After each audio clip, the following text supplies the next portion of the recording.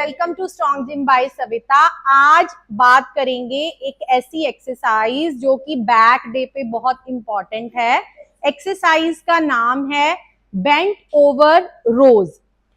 मैंने यहाँ पे रॉड में प्लेट्स डाली हैं 5 kg एंड 5 kg और अराउंड 7 kg की शायद ये रॉड होगी। You can take the weight accordingly, जितना अगर आप फ्रेशर हो या फिर एडवांस हो उस अकॉर्डिंगली वेट ले सकते हैं। जब भी जिम में मैं बैक डे वाले दिन एक्सरसाइजेस करवाती हूँ तो नॉर्मली गर्ल्स और लेडीज इस एक्सरसाइज के लिए ज्यादा कीन होती हैं कि हमें भी ये कराओ, बट इस एक्सरसाइज में थोड़ी टेक्निक्स की जो है वो बहुत गलतियां होती हैं। So that's why I decided कि आज मैं एक ऐसी वीडियो बनाऊं जिसकी हेल्प से आपकी जो मिस्टेक्स हैं वो कम से कम हो और आगे से चल के जब आप ये वाली एक्सरसाइज करना चाहो ऑन योर बैक डे तो आप उसको अच्छे तरीके से कर पाओ। फर्स्ट ऑफ ऑल हम बात करेंगे वेट का। मैंने आपको बता दिया है हमारे फीट स्टैंड की। फीट स्टैंड का मतलब होता है कि आपको कितनी विड्थ में अपने पैरों को रखना है। यहाँ पे आप शोल्डर की विड्थ या शोल्डर से हल्का सा ज्यादा रख सकते हैं। You can show coming by this way कि शोल्डर से हल्का सा ज्यादा या फिर शोल्डर के इक्वल, और आपको रॉड के पास चले जाना है क्योंकि ये जो एक्सरसाइज है इसमें आपको वेट को अपनी बॉडी से ज्यादा दूर नहीं लेके जाना, बॉडी के पास ही रखना होता है।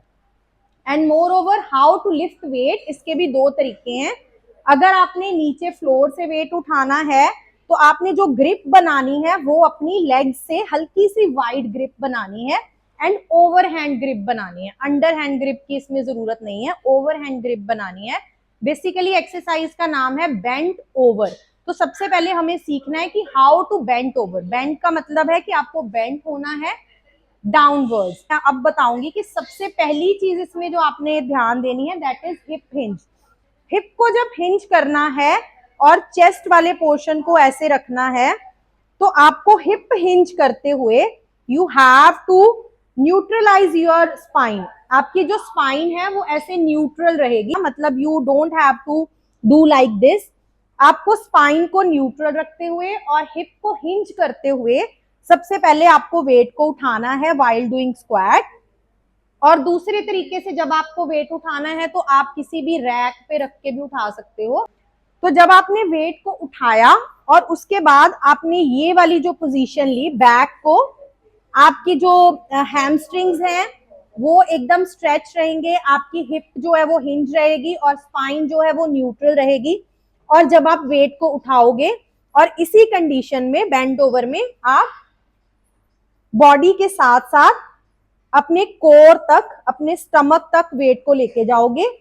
स्लो एंड स्टेडीली लेके जाओगे and slow and steadily controlled way में ही डाउन लेके आओगे। कुछ लोग क्या करते हैं, जब लेडीज करती हैं तो बहुत सारी गलतियां करती हैं। फर्स्ट ऑफ ऑल उनको अपने शोल्डर्स को स्ट्रेच्ड वे में रखना नहीं आता। हिप तो हिंज करना जब सीख जाते हैं तो उसके बाद या तो फिर उनकी बैक ऐसे बेंड हो जाती है या फिर शोल्डर्स ऐसे बेंड हो जाते हैं। तो उससे क्या होगा कि आपको स्पाइन में या फिर आपकी लोअर स्पाइन में पेन की प्रॉब्लम हो सकती है।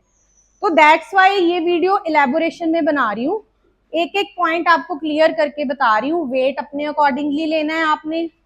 पैरों की विड्थ भी आपको बता दी है जिसे फीट स्टैंस बोलते हैं।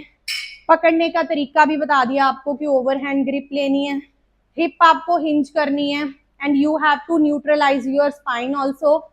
एंड आपको वेट उठाना कैसे है एंड आपको मूवमेंट कैसे करनी है। होप आपको ये सारे पॉइंट्स क्लियर हैं।